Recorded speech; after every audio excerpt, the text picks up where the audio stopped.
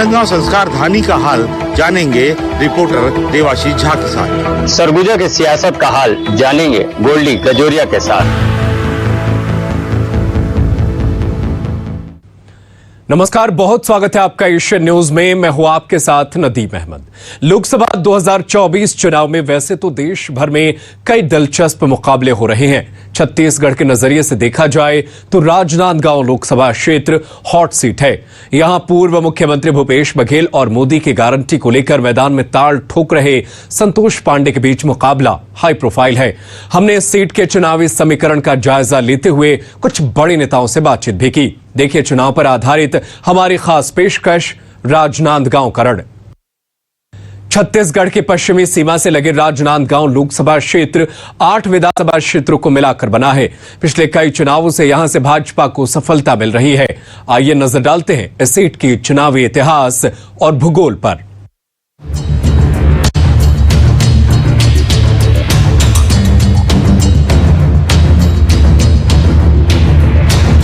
अपने गौरवशाली इतिहास और महान साहित्यकारों की धरती के लिए विख्यात राजनांदगांव 1952 में लोकसभा क्षेत्र के रूप में अस्तित्व में आया। शुरुआत से इस सीट पर राज परिवार का दबदबा रहा। मोतीलाल वोरा, डॉक्टर रमन सिंह, देवव्रत सिंह ने इस क्षेत्र से चुनकर संसद में नुमाइंदगी की। नए जिले बनने के बाद इस सीट का फैलाव 4 जिलों तक है। इस लोकसभा में पंडरिया, कवर्धा, खैरागढ़, डोंगरगढ़, राजनांदगांव, डोंगरगांव, खुज्जी और मोहला मानपुर विधानसभा क्षेत्र शामिल है। हाल ही में हुए विधानसभा चुनाव में 3 सीट पंडरिया, कवर्धा और राजनांदगांव पर भारतीय जनता पार्टी को जीत मिली, जबकि 5 सीट खैरागढ़, डोंगरगांव, खुज्जी और मोहला मानपुर पर कांग्रेस ने कब्जा जमाया। ऐसे में भूपेश बघेल जैसे बड़े नेता के उतरने से कांग्रेस काफी मजबूत नजर आती है। लेकिन भाजपा ने 2019 में इस सीट को तब जीता था जब इन 8 में से सिर्फ एक पर ही भाजपा का कब्जा था। इस बार जहां भूपेश बघेल को शुरुआत में उनकी ही पार्टी के कार्यकर्ताओं के विरोध का सामना करना पड़ रहा, लेकिन अब उन्होंने मजबूती से प्रचार प्रसार को आगे बढ़ा दिया। वे मुख्य रूप से उनके मुख्यमंत्री रहते हुए किए गए कामों के दम पर वोट मांग रहे हैं। इधर संतोष पांडे अपनी तेज तर्रार छवि के लिए जाने जाते हैं। वे देश के ज्यादातर भाजपा प्रत्याशियों की तरह पीएम मोदी के चेहरे पर निर्भर नजर आते हैं और भाजपा कार्यकर्ता और नेता भी मोदी की गारंटी का नारा बुलंद करते नजर आ रहे हैं। ऐसे में देखना दिलचस्प होगा कि इस बार राजनांदगांव लोकसभा की सीट जनता किसके दावे पर मुहर लगाती है। राजनांदगांव जिला पहले दुर्ग जिले का हिस्सा हुआ करता था। 26 जनवरी 1973 को अलग होकर राजनांदगांव जिला अस्तित्व में आया। 2009 से इस सीट पर बीजेपी का कब्जा। इस बार बीजेपी की नजर जीत का चौका लगाने पर है। 1957 में इस सीट पर पहली बार लोकसभा चुनाव हुआ। तब से लेकर 1971 तक ये सीट कांग्रेस की गढ़ रही। इसके बाद 1977 में जनता पार्टी के उम्मीदवार ने यहाँ जीत दर्ज की। इसके बाद कभी कांग्रेस तो कभी बीजेपी की जीत होती रही। Bureau report, Asian news. बतौर प्रत्याशी अपना नामांकन दाखिल करने के बाद भूपेश बघेल ने विपक्ष पर जमकर हमला बोला। उन्होंने पार्टी कार्यकर्ताओं को इस चुनावी लड़ाई को लड़ने को अपना बनाकर लड़ने की अपील की है।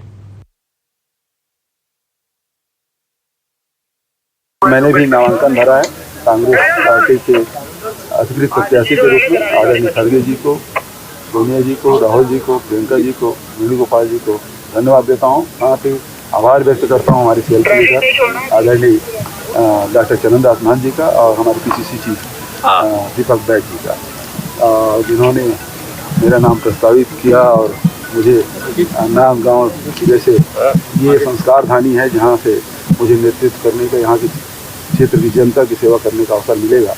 तो काफ़ी उत्साह है लोगों में और सभी ब्लॉकों का दौरा हो चुका है, सभी विधानसभा हम लोग जा चुके हैं। कार्यकर्ताओं में बहुत उत्साह है। आम किसान, मजदूर, आदिवासी, हमारे अनुसूचित जाति के लोग, महिलाएँ सब आतुर हैं। 26 तारीख का इंतजार सब कर रहे हैं और मुझे पूरा विश्वास है सबका आशीर्वाद मिलेगा। छत्तीसगढ़ के गृह मंत्री विजय शर्मा जी और जो इस समय राजनांदगांव संसदीय क्षेत्र में भाजपा कार्यालय के सामने जो एक बहुत लोकप्रिय होटल है वहाँ बैठे हुए हैं और अपने साथियों के साथ चाय का स्वाद ले रहे हैं। चलिए हम इनके साथ चाय का आनंद लेते हैं। तो बहुत बहुत धन्यवाद विजय जी आपका। हर बार चुनाव कुछ न कुछ यादें, चर्चा और बातें छोड़ जाती है। इस बार छत्तीसगढ़ में लोकसभा चुनाव ने राजनांदगांव के एक स्थानीय कांग्रेस नेता को सुर्खियों में ला दिया। सुरेंद्र दाऊ ने पूर्व मुख्यमंत्री भूपेश बघेल के सामने उन्हें खरी खरी सुना दी। सुरेंद्र दाऊ ने उनके इस गुस्से के पीछे क्या वजह थी, ये एशियन न्यूज को बताया। सुरेंद्र दास वैष्णव जी हैं हमारे साथ। ये जिला पंचायत के उपाध्यक्ष रहे हैं, कांग्रेस में बहुत सक्रिय कार्यकर्ता रहे हैं। पिछले चुनाव में इनको जिम्मेदारी भी कुछ गांव की दी गई थी और ये काम कर रहे थे। अब चूंकि भूपेश बघेल की सरकार नहीं है, तो जब भूपेश बघेल यहाँ आए और उन्होंने कार्यकर्ताओं का सम्मेलन किया, तो उसमें सुरेंद्र जी ने जो है अपने मन की जो कार्यकर्ताओं की का नाराजगी थी, जो भड़ास थी, वो निकाला। और वो वीडियो जो है सुरेंद्र जी ने तो कम वायरल किया, पर बीजेपी के लोगों ने उसको पूरे देश भर में वायरल किया और ये कहा कि भूपेश बघेल जो है उनसे राजनांदगांव के लोग नाराज हैं।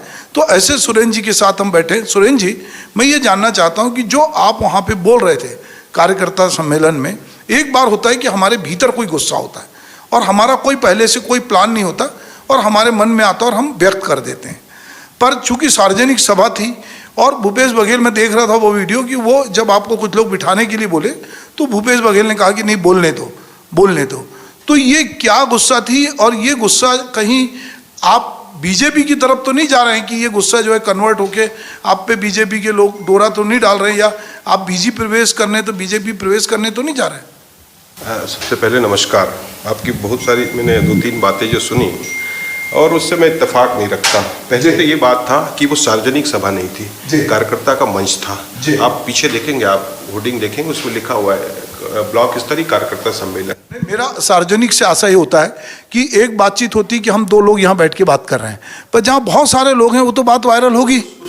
इसके विषय में बोल देता हूँ, यही बात की तो पीड़ा है ना। कभी इन लोगों ने 1-to-1 बात करने की कोशिश ही नहीं करी 5 साल में। इसी बात की तो पीड़ा थी। तो जब मुझको अपनी बात रखना है तो 5 साल में मेरा नेता कहीं दिखा मुझको। ये और हमारे कार्यकर्ता सम्मेलन की बात थी तो कार्यकर्ताओं की बात थी, मैंने वहां बात रखी। इसमें मेरे को नहीं लगता कोई नाराजगी होनी चाहिए। दूसरी बात आपने कहा सुरेंद्र दास वहां पे मंच से भाषण दे रहा था। मेरे द्वारा उसका वीडियो बना पाना मुश्किल है। दूसरी, उस जगह में पूरे कार्यकर्ता थे। आपने वो भी पूरी वीडियो अगर देखी होगी तो उसमें आपने देखी होगी तो जैसी मुझको मंच पे रोकने की कोशिश की गई, कार्यकर्ताओं ने वोटिंग चालू कर दी कि नहीं, बंद नहीं कर रहा है। कोई कह रहा है मुझको चाचा आप बोलिए, कोई कह रहा है दाऊ जी को बोलने दो। लोगों ने समर्थन किया, ताली। तो इस बात का इस बात की ओर इशारा करता है कि मेरे अकेले की बात थी, उन सारे 500 लोगों कार्यकर्ताओं की पीड़ा थी। और मैं अपने मंच पे अगर कोई बात कह रहा हूं, अपने नेता के सामने कह रहा हूं, तो मुझको नहीं लगता कि अनुशासनहीनता की श्रेणी में आता है। मैं फिर कह रहा हूं, इसमें हमारे नेता अहंकारी हो गए हैं। इन्होंने 5 साल अपने किसी भी कार्यकर्ता से, मैं तो कह रहा हूं ना, मुझसे तो बात ही नहीं, मुझसे तो 5 साल कोई बात नहीं किया गया। लेकिन मेरी अपने की पीड़ा नहीं थी, मैं तो उन सारे कार्यकर्ताओं की पीड़ा कह रहा हूं। किसी से भी इन्होंने बात करने की कोशिश नहीं करी और इसका खामियाजा ये हुआ कि आप 75 पार की बात करते थे। भूपेश है तो भरोसा है, आपने भी भरोसे की भी बात करी कि वहां इतने बड़े कद्दावर नेता हैं, तो भरोसा तो जनता ने पहले उनका ठुकरा दिया है। उन्होंने ये नहीं कहा कि कांग्रेस है तो भरोसा है, इन्होंने नारा दिया था कि भूपेश है तो भरोसा है। और आपके भरोसे को प्रदेश की जनता ने पहले ही ठुकरा दिया, 35 सीट में लाके खड़ा कर दिया। अब आप किस भरोसे यहां चुनाव लड़ने आए हैं? पिछले 2 पंचवर्षीय से हम देख रहे हैं, हम लोग बड़ा संघर्ष करते हैं। 15 साल हम लोगों ने संघर्ष किया। कांग्रेस भाजपा शासक काल थी, हम लोगों ने संघर्ष किया। राजनांदगांव के हर एक कार्यकर्ताओं ने संघर्ष किया, राजनांदगांव के हर एक नेताओं ने संघर्ष किया। जब टिकट की बारी आती है तब आप बाहर से व्यक्ति आके खड़ा कर देते हैं। पिछला चुनाव ऐसा था, जब शुक्ला मैडम जी को लाया गया था वहां रायपुर से, सारे लोगों ने मन बनाया जैसा भी हमको सरकार बनानी, हम सब ने किया। परिणाम जीत और हार लगा रहता, हार गई मैडम, कहीं कोई दिक्कत नहीं, सरकार बन गई। हमको इस बात का खुशी थी कि चलो हमारी सरकार बन गई। 5 साल आपने कुछ चुनिंदा लोगों को, मैंने ये भी कहा है कि ये प्राइवेट लिमिटेड चलाते हैं, और भी आपके चैनल में भी कह रहा हूं, ये प्राइवेट लिमिटेड है इनकी। इनको लगा कि हम 5 लोग मिलके और सारी चीजें जो जैसा करना चाहते कर सकते हैं। मेरा तो दावा है कि बड़े बड़े विधायक इनसे नहीं मिलते थे, इनके मंत्री इनसे नहीं मिल पाते थे, तो हम कार्यकर्ताओं की तो कोई बखत ही नहीं थी। खैर मैं बहुत दूर नहीं जाना चाहूँगा, लेकिन ये जरूर है कि 35 सीट में अगर आप आके सिमट गए हो तो कहीं ना कहीं हम में कुछ कमजोरियां रही होगी, कुछ गलतियां हमने करी होगी कि इतना हम लोगों को कमिटमेंट करने के बाद भी 35 सीट में आके सिमट गए। पर सुरेंद्र जी, जितने सर्वे आ रहे थे और ये भी सब लोगों को ये गलतफहमी थी कि कांग्रेस रिपीट हो रही है। पूरे देश के जो मीडिया या सर्वे करने वाले थे उनको लग रहा था वो बीजेपी की जो तैयारी थी उसको ये भांप नहीं पाए, और मुझे लगता है कि ये इस मुगालते में थे कि हम तो जीत रहे हैं, छत्तीसगढ़ में कांग्रेस जीत रही है, ये एक परसेप्शन सा बन गया था। और मुझे लगता है कि कहीं कार्यकर्ता को भी लग रहा था कि चूंकि सरकार ने बहुत सारा ग्रामीण क्षेत्र में काम किया है और छत्तीसगढ़ी कला संस्कृति को बढ़ावा दे रही है, छत्तीसगढ़ कल्चर को बढ़ावा दे रही है, तो जीत जाएंगे। तो कहीं ऐसा तो नहीं है कि ये सरकार के साथ साथ जो कार्यकर्ता थे, जो बाकी पदाधिकारी थे, उनको भी ये मुगालता हो गया था कि हम जीत रहे हैं? नहीं, कार्यकर्ताओं को मुगालता नहीं था, कार्यकर्ताओं को कतई नहीं था। मेरी अगर बात करेंगे तो जिस दिन खैरागढ़ का पहला उपचुनाव हुआ, जिस दिन परिणाम आया था, मैंने उसी दिन, इनसे तो मेरी कभी बातचीत नहीं हुई ना इनसे कभी हम भेंट कर पाते थे, लेकिन हाँ प्रदेश के बड़े नेताओं, जिनसे मैं नाम नहीं लूंगा उनका क्योंकि वो बेचारे भी घेरे में आ जाएंगे, लेकिन उनसे मैंने चर्चा करी थी तो उन्होंने इस बात की सहमति व्यक्त करी थी। आप ठीक कह रहे हो, मैंने कहा था चुनाव हारे नहीं, जीते नहीं, हम हार चुके हैं, क्योंकि इतना करने के बाद में हम 19-20 हजार वोटों से जीते थे। तो इस बात यही संकेत था। मैं एक छोटा सा कार्यकर्ता हूं, जब मुझको इस बात का फ्यूचर मुझको दिख रहा है कि भविष्य में क्या होने वाला है, जब दिख रहा है तो आप, यही दिक्कत है। 5 साल इनको लगा ऐसा कि हमने ऐसा कर दिया वैसा कर दिया और हम तो हवाई जहाज में चलते रहे, इनको जमीन दिखाई नहीं। 5 साल ये दिखाई नहीं और इनको लगा कि इन कार्यकर्ताओं की कोई जरूरत ही नहीं हमको, हमने तो गांव के लिए ये कर दिया वो कर दिया। लेकिन मतदाता आज के समय में बहुत जागरूक है। मैं तो गांव में रहता हूं ना, 4 वोट करते हैं, एक पंच, सरपंच, जिला और जनपद के लिए। चारों के कलर अलग अलग होते हैं, जिसमें आपको जिताना है वो आपको जिताएंगे, मुझको जिताना है मुझको जिताएंगे, जिसको हराना है उसमें हराते हैं। तो हर व्यक्ति दूरबीन लेके देखता है आपके कामों को, 5 साल करता है, बोलता कुछ नहीं है। तो अब ये बताइए कि क्या अब भाजपा प्रवेश होने जा रहा है आपका? नहीं, देखिए ये इस प्रकार के प्रोपोगंडा भी ना यही लोग फैलाते हैं। आपने कहा एक वायरल वीडियो, आपको पता है इलेक्ट्रॉनिक चीजें आज तो विदेश में क्या हो रहा है, 2 मिनट में हमको सारी चीज की जानकारी हो जाती है। तो इतना बड़ा अगर कोई हुआ तो लोगों ने उत्साह से उसको वायरल किया। इसमें बीजेपी हो सकता है बीजेपी के लोगों ने भी किया, और मुझको तो जितना आया कांग्रेस के लोगों ने भेजा, मेरे मोबाइल में आज भी है, कांग्रेस के लोगों ने भेजा। अब भाजपा प्रवेश, ये क्या है जो चल रहा है ना, ये अपनी जवाब तो देना इनको। मैं तो कह रहा हूं ना, मैं तो राजनांदगांव को मानव मंदिर चौक में बुलाया, मैंने जितनी बात आपकी कही, 5 साल में कितने लोगों साथ मिले, आज भी मैं इंतजार कर रहा हूं मानव मंदिर चौक पे, क्या पाए हमको बात करें। मैं मतदाता हूं ना, एक पढ़ा लिखा मतदाता, वोट देने से पहले अपने नेता के बारे में जाने। मैं जानना चाहता हूं कि आपने 5 साल ऐसा ऐसा किया, अब आने वाले 5 साल का आपका क्या है, आप बताएं मुझको। अब ये कहते हैं उसको बात को कि भाजपा से मिला हुआ है, ये सब सारी चीजें। मेरी लड़ाई दूसरी है एक्चुअल में, और फिर मैं आपके चैनल के माध्यम से एक बड़ी बात कह रहा हूं। मेरी जो लड़ाई थी ना, वो कार्यकर्ताओं की लड़ाई, मेरी अपनी लड़ाई नहीं, प्रदेश के लाखों कार्यकर्ताओं की लड़ाई थी। और वो आधी लड़ाई आपके चैनल में बोल रहा हूं, आधी लड़ाई मैं जीत चुका हूं। अब आप पूछें कैसे जीत चुका हूं। जो नेता, जिस नेता को, चाहे वो गिरीश देवांगन जी हो चाहे ये हो, जिनको हम लोग रायपुर तक जाते थे, ढूंढते थे, ढूंढने में ये लोग हमको नहीं मिलते थे या दरवाजा बंद कर देते थे, वही नेता जो राजनांदगांव आते थे, कभी आ गए तो कांच का शीशा नहीं खुलता था। जब हार लेके हम लोग जाते थे ना, हार पहनाने इनको जाते थे, कभी ऐसा लग गया मौका तो बोलते थे कि इचिंग खुजली होती है हमको। मेरी आधी लड़ाई इसलिए जीत गया मैं कि वही नेता आज गली गली रोड घूम रहे हैं और उन्हीं कार्यकर्ताओं के कंधे में हाथ रख के घूम रहे हैं, उनके घर बैठ के खाना खा रहे हैं, उनके साथ चाय नाश्ता कर रहे हैं, उनके साथ सेल्फी ले रहे हैं। मेरी आधी लड़ाई हो चुकी है। मुझे लगता है कि सुरेंद्र जी, ये तो चुनाव का कैरेक्टर है नेता का। नेता 5 साल गायब रहता है और जैसे ही चुनाव आता है तो वो गरीब की झोपड़ी में भी दिखता है, वो गले में हाथ डालता है, माला पहनता है, दर जाता है, उसके बाद वो गायब हो जाता है। ये तो पूरे देश के राजनीतिक कैरेक्टर हो गया है। तो मैं दूसरे के बारे में टिप्पणी नहीं करूंगा, लेकिन मैं ऐसा चाहता हूं, राजनीति में बिल्कुल नहीं होना चाहिए। जिस कार्यकर्ता को लेकर हम कहते हैं मन से कि हमारा कार्यकर्ता हमारी रीढ़ की हड्डी है, जनता हमारा माई बाप है, अगर हम कहते हैं 5 साल हम जीतने के बाद उसको भूल जाते हैं, ये बिल्कुल नहीं होना चाहिए। इसी को मैं सुधारना चाहता हूं। तो दोस्तों, कार्यकर्ता की नाराजगी जो नेता दूर करेगा, जो कार्यकर्ताओं से मिलेगा और कार्यकर्ताओं को लगेगा कि ये नेता हमारे लिए 24 घंटे उपलब्ध है, जनता उसको चुनेगी। और अगर कोई नेता अपने कार्यकर्ताओं की उपेक्षा करेगा तो हो सकता है कि कार्यकर्ता के गुस्से का, उसके आक्रोश का शिकार उसको होना पड़े। तो अब देखते हैं कि राजनांदगांव संसदीय क्षेत्र में जो कार्यकर्ता हैं उसको नेता कैसे मनाते हैं और अपने साथ कैसे जोड़ते हैं। हमारे साथ सुरेंद्र जी थे, मैं उनका बहुत बहुत धन्यवाद करता हूं एशियन न्यूज की तरफ से। पारक जी पहुंचे हैं और आम जनता से वहां पर राय ले रहे हैं कि माहौल क्या है वहां पर और किसके पक्ष में माहौल है। इसको लेकर के सीधा हम अपने प्रधान संपादक का रुख करते हैं। जी बताइए सर। राजनांदगांव संसदीय क्षेत्र जो है, जो राजनांदगांव जिला मुख्यालय, वहां आए हुए हैं। आज यहां पर प्रदेश के पूर्व मुख्यमंत्री भूपेश बघेल जी अपना उम्मीदवार घोषित किया है। उनके सामने संतोष पांडे हैं जो पिछली बार के सांसद हैं और दोनों के बीच मुकाबला होना है। पूरे राजनांदगांव संसदीय क्षेत्र में एक बड़ी हाइट बनी हुई है, क्योंकि छत्तीसगढ़ की जो 11 सीटें हैं उसमें सबसे ज्यादा प्रतिष्ठापूर्ण सीट जो है वो राजनांदगांव बन गई है, क्योंकि भूपेश बघेल कांग्रेस का छत्तीसगढ़ का चेहरा है और कांग्रेस ने उन पर दांव लगाया है और वो अपने लाव लश्कर अभी थोड़ी देर बाद जो है वो फॉर्म भरने आएंगे। राजनांदगांव में इस समय जो माहौल है उसमें अलग अलग जगह देख रहे हैं कि पूरी गलियों में भाजपा और कांग्रेस के झंडे लगे हुए हैं।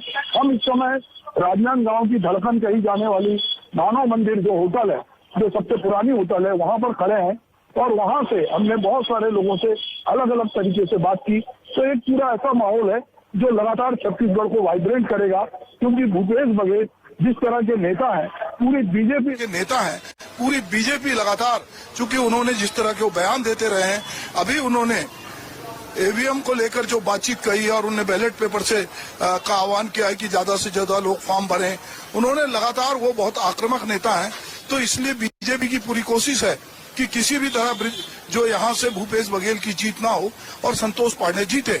दूसरी तरफ भूपेश बघेल पूरी तरह से लगे हुए हैं कि वो इस बार यहाँ से अपनी जीत दर्ज कराएं। ये वो संसदीय क्षेत्र है जहाँ से अभी वर्तमान में 3 बार के पूर्व मुख्यमंत्री रमन सिंह जो हैं वो यहाँ से विधायक हैं और अभी विधानसभा के अध्यक्ष हैं। हम पहले की बात करें तो मोतीलाल वोरा भी यहाँ से चुन के गए हैं। तो ये सीट जो है अभिषेक सिंह जो है रमन सिंह के बेटे, वो भी यहाँ से उन्होंने नेतृत्व किया है। तो राजनांदगांव की सीट इस समय छत्तीसगढ़ की सबसे हार्ड सीटों में है। तो हमने सोचा कि क्यों ना जाएं और जाकर जो नामांकन भरा जा रहा है, जो माहौल है, उससे अपने दर्शकों को अवगत कराएं। हमारे साथ हमारे जो स्थानीय सहयोगी हैं वो हमारे साथ हैं। मैं सबसे पहले विवेक मिश्रा से बात करूंगा कि वे यहाँ के पत्रकार हैं, कि वो इस पूरे माहौल को किस तरह से देख रहे हैं। जी, यहाँ का माहौल तो अभी बहुत ही बढ़िया है। यहाँ पे आज भूपेश जी का नामांकन दाखिल होना है 12 बजे और वो वहाँ से निकल गए हैं और सीधे कलेक्ट्रेट आएंगे और वहाँ पे नामांकन भरेंगे। देवाशीष, मैं आपसे चाहूंगा कि आप बताएं यहाँ के बारे में। राजनांदगांव में लगातार मीडिया की आमदरफ्त बनी हुई है और लगातार मीडिया आ रहा है। हम भी ये देखने आए हैं कि ये संसदीय क्षेत्र में किस तरह का माहौल है। जी देखिए, चुनाव बहुत टफ है क्योंकि एक तरफ दूसरी बार संतोष पांडे जी चुनाव लड़ रहे हैं। वो इसलिए टफ पड़ेगा क्योंकि इनकम्बेंसी आती है और भूपेश जी के साथ ये है कि जाना हुआ चेहरा है, ओबीसी नेता है, किसानों के लिए काम किया है। तो ये चुनाव एक तरफ मोदी है और एक तरफ भूपेश के काम है। आज ये वाला चुनाव भूपेश के काम और मोदी के बीच की लड़ाई है। देखा जाए तो अगर भूपेश जी अच्छी तरीके से चीजें प्रस्तुत करते हैं तो स्वाभाविक है वो जीत सकते हैं। संभावना है, दोनों टक्कर में, टक्कर का मुकाबला है सर। तो बीजेपी का नारा है इस बार की अब की बार 400 पार, और 400 पार करने के लिए बीजेपी जो भी संभव है, चाहे वो कांग्रेसियों का बीजेपी प्रवेश हो, चाहे वो अलग अलग तरीके से रणनीति हो, चाहे उनके कार्यकर्ताओं को मोटिवेट करने की बात हो, माइक्रो मैनेजमेंट हो, इन सब में बीजेपी बहुत आगे है। पर जैसे कि हमारे साथी कह रहे हैं कि संतोष पांडे पुराने सांसद हैं और हो सकता है कि उनके कामकाज से लोग नाराज हों, पर संतोष पांडे को मोदी मैजिक पे भरोसा है, मोदी गारंटी पे भरोसा है। तो हम, हमारे साथ जो कुछ साथी खड़े हैं यहाँ के, जो स्थानीय नागरिक हैं, नेता हैं, हम उनसे भी बात करेंगे। जी, सूर्यकांत जैन, अध्यक्ष ब्लॉक कांग्रेस कमेटी राजनांदगांव। अभी ऐसा कोई मोदी मैजिक वगैरह सब खत्म हो चुका है।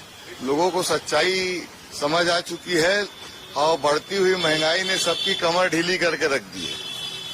अगर मोदी जी ने ईवीएम को हैक करने का गलत तरीका नहीं अपनाया तो ये 100 सीट के अंदर आ जाएगी। 400 पार का आंकड़ा तो बहुत दूर की बात है, क्योंकि जनता त्रस्त है।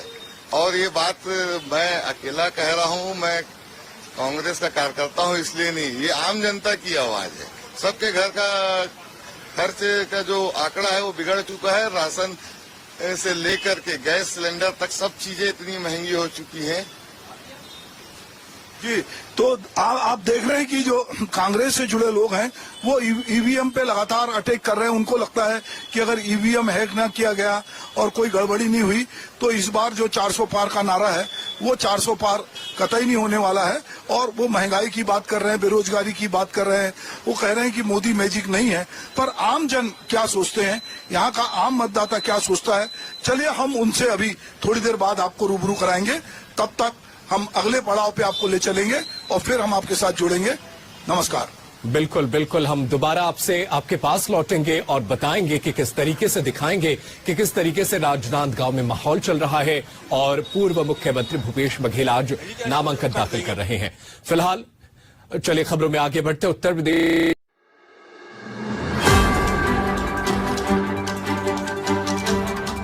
अपना नामांकन दाखिल करने वाले हैं, लेकिन उसी को लेकर के हमारे प्रधान संपादक जी पहुंचे हैं और आम जनता से वहां पर राय ले रहे हैं कि माहौल क्या है वहां पर और किसके पक्ष में माहौल है। इसको लेकर के सीधा हम अपने प्रधान संपादक का रुख करते हैं। जी बताइए सर।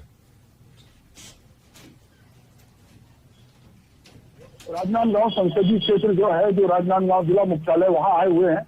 आज यहाँ पर प्रदेश के पूर्व मुख्यमंत्री भूपेश बघेल जी अपना उम्मीदवार घोषित किया है। उनके सामने संतोष पांडे हैं जो पिछली बार के सांसद हैं और दोनों के बीच मुकाबला होना है। पूरे राजनांदगांव संसदीय क्षेत्र में एक बड़ी हाइट बनी हुई है, क्योंकि छत्तीसगढ़ की जो 11 सीटें हैं उसमें सबसे ज्यादा प्रतिष्ठापूर्ण सीट जो है वो राजनांदगांव बन गई है, क्योंकि भूपेश बघेल कांग्रेस का छत्तीसगढ़ का चेहरा है और कांग्रेस ने उन पर दांव लगाया है और वो अपने लाव लश्कर अभी थोड़ी देर बाद जो है वो फॉर्म भरने आएंगे। राजनांदगांव में इस समय जो माहौल है उसमें अलग अलग जगह देख रहे हैं कि पूरी गलियों में भाजपा और कांग्रेस के झंडे लगे हुए हैं।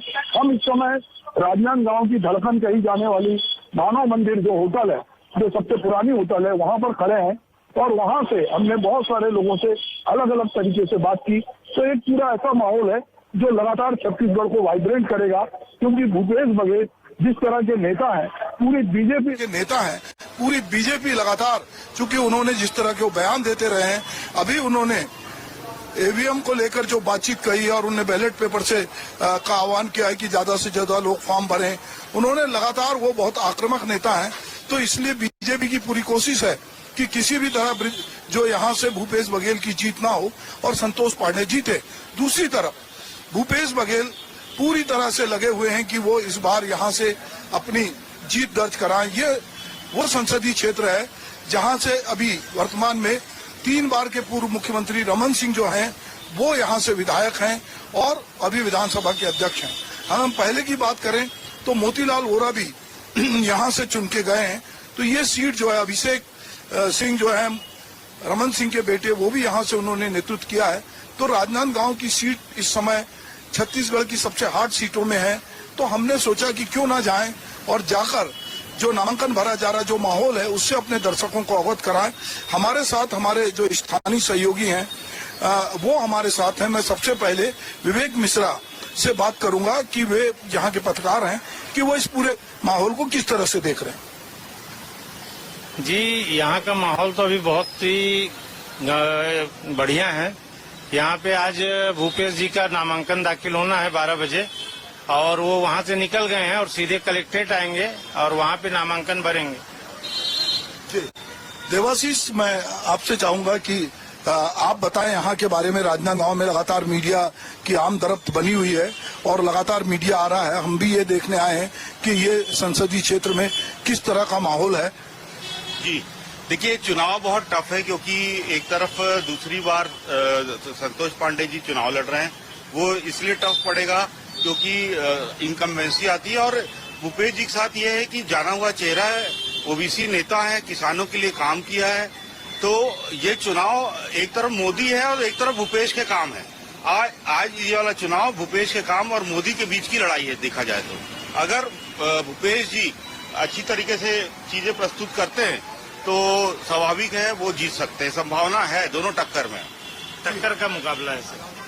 तो बीजेपी का नारा है इस बार की अब की बार 400 पार, और 400 पार करने के लिए बीजेपी जो भी संभव है, चाहे वो कांग्रेसियों का बीजेपी प्रवेश हो, चाहे वो अलग अलग तरीके से रणनीति हो, चाहे उनके कार्यकर्ताओं को मोटिवेट करने की बात हो, माइक्रो मैनेजमेंट हो, इन सब में बीजेपी बहुत आगे है।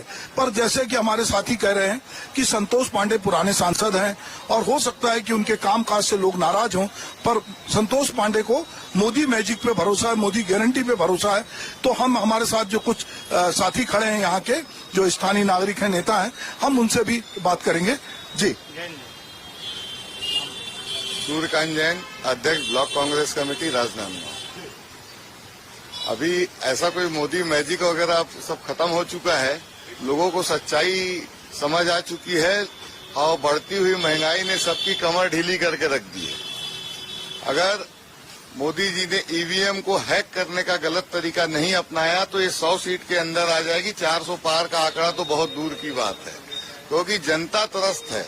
और ये बात मैं अकेला कह रहा हूँ, मैं कांग्रेस का कार्यकर्ता हूँ इसलिए नहीं, ये आम जनता की आवाज है। सबके घर का खर्च का जो आंकड़ा है वो बिगड़ चुका है। राशन से लेकर के गैस सिलेंडर तक सब चीजें इतनी महंगी हो चुकी हैं। जी, तो आप देख रहे हैं कि जो कांग्रेस से जुड़े लोग हैं वो ईवीएम पे लगातार अटैक कर रहे हैं। उनको लगता है कि अगर ईवीएम हैक ना किया गया और कोई गड़बड़ी नहीं हुई तो इस बार जो 400 पार का नारा है वो 400 पार कतई नहीं होने वाला है। और वो महंगाई की बात कर रहे हैं, बेरोजगारी की बात कर रहे हैं, वो कह रहे हैं कि मोदी मैजिक नहीं है। पर आम जन क्या सोचते हैं, यहाँ का आम मतदाता क्या सोचता है, चलिए हम उनसे अभी थोड़ी देर बाद आपको रूबरू कराएंगे। तब तक हम अगले पड़ाव पे आपको ले चलेंगे और फिर हम आपके साथ जुड़ेंगे। नमस्कार। बिल्कुल बिल्कुल, हम दोबारा आपसे बड़ी खबर का रुख करते हैं। राजधानी रायपुर से बड़ी खबर है, सीएम साय का आज राजनांदगांव और बिलासपुर दौरा। दोपहर 12 बजे राजनांदगांव के लिए होंगे रवाना। नामांकन रैली में शामिल होंगे सीएम साय। भाजपा प्रत्याशी संतोष पांडे के नामांकन में होंगे शामिल। दोपहर 2:30 बजे बिलासपुर के लिए होंगे रवाना। बिलासपुर में कार्यकर्ता सम्मेलन में होंगे शामिल और शाम 5 बजे राजधानी रायपुर लौट आएंगे सीएम साय। उप मुख्यमंत्री अरुण साव भी रहेंगे मौजूद। तो बड़ी जानकारी आप तक पहुंचा रहे हैं, नामांकन रैली में शामिल होंगे। दरअसल राजनांदगांव हाई प्रोफाइल सीट है जहां से संतोष पांडे को भारतीय जनता पार्टी ने दोबारा मौका दिया है और यही वो सीट है जहां से पूर्व मुख्यमंत्री भूपेश बघेल चुनाव लड़ रहे हैं और उन्होंने अपना नामांकन दाखिल कर दिया है। तो वहीं संतोष पांडे भारतीय जनता पार्टी के नुमाइंदे के तौर पर नामांकन आज दाखिल करेंगे। इस दौरान मुख्यमंत्री विष्णुदेव साय भी मौजूद रहेंगे। तो बड़ी जानकारी आप तक पहुंचा रहे हैं। इस वक्त की नामांकन रैली में शामिल होंगे सीएम साय। राजनांदगांव के बाद वो बिलासपुर के दौरे पर रवाना हो जाएंगे। बिलासपुर में कार्यकर्ता सम्मेलन को संबोधित करेंगे। तो बड़ी जानकारी, अहम जानकारी आप तक पहुंचा रहे हैं। और चलिए, ज्यादा जानकारी के लिए हम अपने सहयोगी देवाशीष का रुख कर लेते हैं। हमारे साथ फोन लाइन पर बने हुए हैं देवाशीष। मुख्यमंत्री विष्णुदेव साय का आज क्या कुछ कार्यक्रम रहने वाला है राजनांदगांव में, और उसके बाद बिलासपुर में उनका क्या कार्यक्रम रहने वाला है, दर्शकों को विस्तार से बताइए। देखिए, आज राजनांदगांव में नामांकन का अंतिम दिन है और आज भाजपा नामांकन रैली की तैयारी करी। मुहूर्त के हिसाब से संतोष पांडे ने 2 दिन पहले भर दिया था, लेकिन आज जो है जो नामांकन भर रहे हैं वो एक रैली के साथ, जिसमें पूरे प्रदेश के बड़े नेता पहुंचने वाले हैं। एक बात इसमें और है कि कल 200 लोगों ने नामांकन पत्र लिया है। जो भूपेश बघेल की रणनीति है कि 385 लोग अगर नामांकन भर देते हैं तो बैलेट पेपर पे चुनाव होगा। तो आज का यहाँ का राजनांदगांव का चुनाव एक बहुत महत्वपूर्ण चुनाव होने वाला है, क्योंकि लगभग 350 कांग्रेस तैयारी करी है। 375 से ज्यादा नामांकन भरे। बिल्कुल बिल्कुल, अपनी बात पूरी कीजिए। बेहद हाँ जी, बड़ी जानकारी। तो ये चुनाव जो है, ये चुनाव बहुत कठिन चुनाव है, क्योंकि देखिए कल जो भूपेश बघेल की रणनीति थी, कल उसमें 200 लोग नामांकन पत्र लेके गए हैं और आज आखिरी दिन है। 385 लोगों को ने अगर नामांकन पत्र भर दिया तो बैलेट पेपर का एक कॉपी के साइज का होगा, डायरी के साइज का होगा। और दूसरी बात की भारत में पहली बार हो सकता है, अभी तक तो ऐसी दूसरी घटना नहीं घटी है, ऐसी कोई रणनीति नहीं रही है, तो ये शायद भारत में सबसे ज्यादा नामांकन भरने वाला शायद वो होगा, ये लोकसभा सीट होगी। बिल्कुल, मतलब देवाशीष, इसका साफ मतलब है कि जो बैलेट पेपर से चुनाव की बात कांग्रेस करती आ रही है, चुनाव आयोग बात नहीं मान रहा है। तो ये जो रणनीति बनाई गई है कि यहां पर 385 से ज्यादा उम्मीदवार लाओ और बैलेट से चुनाव करा लो, तो ये रणनीति से प्रयोग के तौर पर देखा जाएगा राजनांदगांव में। ये एकदम आपने सही बोला। 4 दिन पहले भूपेश बघेल ने, पूर्व मुख्यमंत्री, ये बात कही थी कि बैलेट पेपर से चुनाव होना चाहिए। और राहुल गांधी का कहना था कि लोकसभा चुनाव में मैच फिक्सिंग चल रही है। और कल ही भूपेश बघेल ने अपना नया पैतरा फेंका है, जिसमें उन्होंने उन्हीं के 200 लोग हैं, हमको विश्वास सूत्र पता, भले हालांकि लोग माइक के सामने नहीं बोल रहे हैं, लेकिन कांग्रेस नेताओं को, 5-5 नेताओं को, एक नेता को 5 लोगों का फॉर्म भरने ये ना 1,25,000 रुपए एक नेता खर्चा कर रहा है। ओके, 1,25,000 रुपए खर्च किए जा रहे हैं। हाँ, क्योंकि देखिए 25 फॉर्म है, तो जो एक अंदर से बात आई है, एक नेता को 5 फॉर्म भरवाना है। जी, एक नेता 5 फॉर्म भरेंगे, लेकिन इस पर चुनाव आयोग की क्या प्रतिक्रिया रहेगी? क्योंकि इतने ज्यादा अचानक से नामांकन दाखिल हो जाए, बैलेट से चुनाव कराने के लिए चुनाव आयोग कुछ कर सकता है? ये तो स्वतंत्र भारत का लोकतंत्र में अधिकार है, कोई भी चुनाव लड़ सकता है।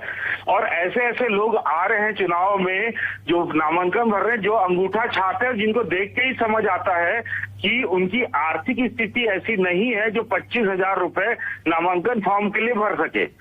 देखिए, इसमें एक चीज और आने वाली है। अब जितने जो 375 लोग जो नामांकन भरेंगे, सॉरी 384 लोग, उनको सुरक्षा भी देनी पड़ेगी। बिल्कुल, सुरक्षा देनी पड़ेगी। ये यानी ये बहुत आगे जाके बहुत टिपिकल होने वाला है। बिल्कुल, और हो सकता है बक्सों में अगर ये भूपेश बघेल सफल रहे और सबका नामांकन स्क्रूटनी पास हो गया, तो नांदगांव हो सकता है बक्सों में हमारा वो बनेगा, बैलेट से चुनाव होगा। बिल्कुल बिल्कुल, ये पूरे देश में हाई प्रोफाइल सीट तो है ही, लेकिन अगर इस तरीके से चुनाव होंगे तो पूरे देश में चर्चा का विषय बन जाएगी। बहुत शुक्रिया देवाशीष तमाम जानकारी के लिए। आप नजर बनाए रखिएगा राजनांदगांव की इन तमाम खबरों पर, आगे भी आपसे जानकारी हासिल करते रहेंगे। तो ये बड़ी जानकारी, अहम जानकारी हमारे सहयोगी देवाशीष झा आप तक पहुंचा रहे हैं। भाजपा प्रत्याशी संतोष पांडे आज नामांकन करेंगे, तो वहीं 200 से ज्यादा प्रत्याशी भी आज नामांकन दाखिल करने के लिए राजनांदगांव कलेक्ट्रेट पहुंचेंगे। और चलिए इस बीच एक और बड़ी खबर।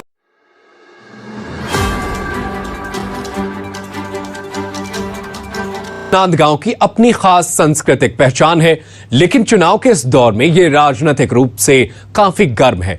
हमने यहां के राजनीतिक मैदान में एक दिन गुजारकर सियासी ताप आप तक लाने की कोशिश की। इस तरह की कोशिश हमारी दूसरी सीटों से भी होगी। फिलहाल हमें दीजिए इजाजत। नमस्कार।